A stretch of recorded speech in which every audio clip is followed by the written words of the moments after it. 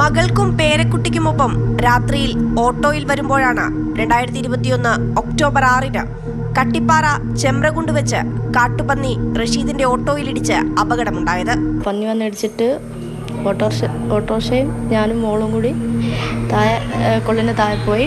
വാപ്പ തെറിച്ച് റോഡുമ്പോഴും പോയി. ഉപ്പാക്ക് അന്നേരം തന്നെ ബോധം നഷ്ടപ്പെട്ടു. അതിന് ചോരയൊക്കെ വന്ന് സംസാരിക്കാൻ പറ്റാണ്ടായിപ്പോയി. പന്നി ഓടി വരുന്നത് കാണുന്നുണ്ട്. ഇടിക്കലും മറിയലും ഒക്കെ പെട്ടെന്ന്.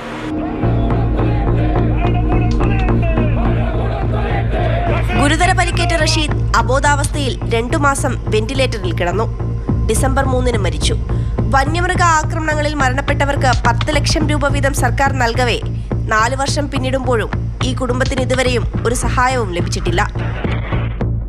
അന്ന് തന്നെ നമ്മൾ ഈ ബോഡി വെച്ച് താമരശ്ശേരി ഫോറസ്റ്റ് ഓഫീസിന് മുന്നിൽ ധർണ നടത്തിയപ്പം അവർ പറഞ്ഞത് 10 ദിവസത്തിനുള്ളിൽ 5 ലക്ഷം തരാമെന്നും അത് കഴിഞ്ഞ് 1 മാസം കൊണ്ട് 5 ലക്ഷം കൂടി തരാം, അങ്ങനെ 10 ലക്ഷം രൂപ അന്നേരം തരാമെന്നൊരു വാഗ്ദാനം ചെയ്തതാണ്. വനമന്ത്രി അന്നേരം പറഞ്ഞതാണ്. ഓരോ പ്രാവശ്യവും ഞങ്ങൾ ഓരോ ഓഫീസിലും കയറി ഇറങ്ങുമ്പോൾ അവർ ഞങ്ങളെ പുച്ഛിച്ച് തള്ളുകയാണ് ചെയ്തത്. ഇതുവരെ ഞങ്ങൾക്കൊരു ആനുകൂല്യം കിട്ടിയിട്ടില്ല. 4 വർഷമായി.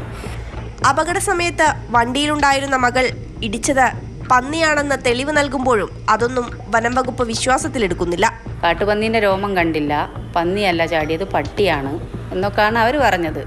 പക്ഷെ നമ്മൾ കണ്ണോട് കാണുകയും ചെയ്തിരിക്കുന്നു. വണ്ടി അതുപോലെ അങ്ങായി പോവുകയും ചെയ്തിരിക്കുന്നു. വണ്ടീൻ്റെ എല്ലാ തെളിവുകളും നമ്മളെ കയ്യിലുണ്ട്.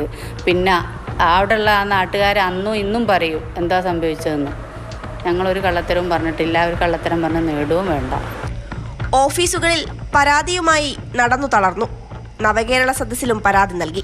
പക്ഷേ അവിടെയും പരിഹാരമുണ്ടായില്ല. കാട്ടുപന്നി ശല്യം അതിരൂക്ഷമായൊരു പ്രദേശത്തുണ്ടായ അപകടം.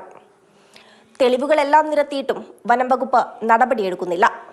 അർഹമായ നഷ്ടപരിഹാരം കിട്ടാതെ ഈ കുടുംബം അവഗണിക്കപ്പെടുകയാണ്. ജോം ടി കെക്കൊപ്പം അഞ്ജന സുകുമാരൻ, മാതൃഭൂമി ന്യൂസ്, കോഴിക്കോട്.